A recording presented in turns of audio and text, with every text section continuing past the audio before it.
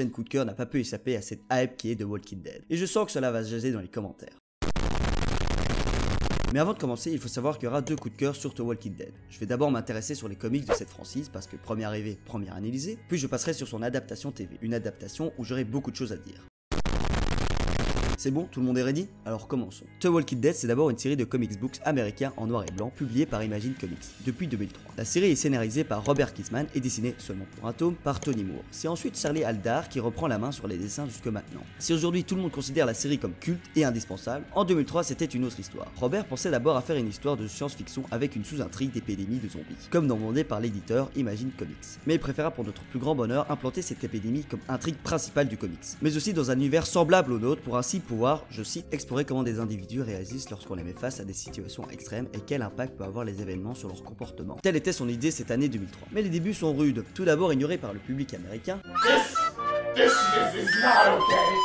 This needs to stop now. Robert dut promettre à l'éditeur qu'il rajouterait des éléments de science-fiction dans le récit si les ventes du comics restaient toujours aussi bas. Mais fort heureusement, après quelques mois pénibles, The Walking Dead commençait une ascension critique, commerciale et culturelle qui n'est pas prête de s'arrêter. Comme dit plus tôt, The Walking Dead se passe dans un monde identique au nôtre. Un monde où l'on suit l'aventure d'un ancien policier s'appelant Rick Graham et de toute sa troupe de survivants composée de sa famille, Carl et Laurie, et d'autres survivants comme Shane, Dal, Andrea, Allen, Bonnie, Amy, Carol, Glenn et Jim. C'est ensemble qu'ils essayeront de survivre aux multitudes de dangers qu'ils croiseront sur leur route, tout en espérant survivre le plus longtemps possible, car l'apocalypse zombie a réduit le taux d'espérance de vie de l'humain à 0. Le monde qu'il connaissait avant a définitivement changé. Et je dois malheureusement m'arrêter là, pour toujours vous donner l'envie de lire ce fabuleux comics. Cependant, si vous le souhaitez, je me ferai un plaisir de vous raconter cette aventure dans une série de vidéos dédiées. À vous de décider dans les commentaires de cette vidéo. Ce que j'apprécie dans The Walking Dead, c'est la relation humaine qu'ont les différents protagonistes du comics. Et cela est dû à l'écriture si particulière de Kirkman, qui écrit non pas une aventure de zombies, mais une aventure avec des zombies. Parce que les personnages sont le véritable moteur du récit. Et oui, les zombies sont juste l'excuse pour voir évoluer nos différents personnages dans ce monde apocalypse. Nous sommes alors, nous, lecteurs, de simples voyeuristes qui ne peuvent que constater les dégâts qu'engendre une destruction massive sur l'espèce humaine. Parce que si dans les premiers tomes, nos héros se battaient pour garder ce qui restait de leur humanité, il est clairement établi qu'ils devront s'adapter au monde qui a évolué, afin de vivre le plus longtemps possible. Kirkman est un auteur qui parvient à créer de personnages qui en deviennent réels, méchants comme gentils, par leur interaction, leur comportement et leurs décisions, rien qu'avec des bulles de dialogue. Et ça c'est fort. Ce qui fait que tu t'y attaches si vite que tu peux ressentir des émotions à l'égard d'un ou plusieurs personnages, et tu vivras constamment dans la peur de le voir disparaître d'une page à l'autre d'une mort brutale. Ah mais oui, la mort. C'est bien pour cela que cette série n'est clairement pas tout public. Durant toute l'aventure, nos héros subiront de bien nombreuses horreurs, comme de la torture, du viol, des décapitations, ainsi que des pertes humaines. Mais tout cela n'est pas causé seulement par les morts. Car le réel danger, ce sont les morts vivants, ceux qui arrivent à vivre dans un monde ravagé par les morts. Ce n'est pas pour rien qu'il existe une expression qui dit « l'homme est le loup pour l'homme ».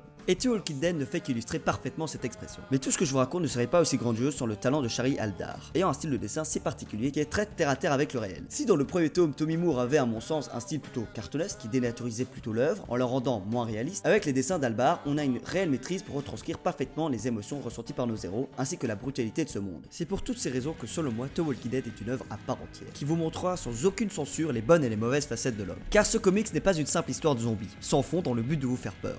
C'est avant tout une expérience humaine poussée à son paroxysme, que je conseillerais à toutes et à toutes de lire au moins une fois dans sa vie. Sur ce, j'ai encore quelques comics à lire en attendant.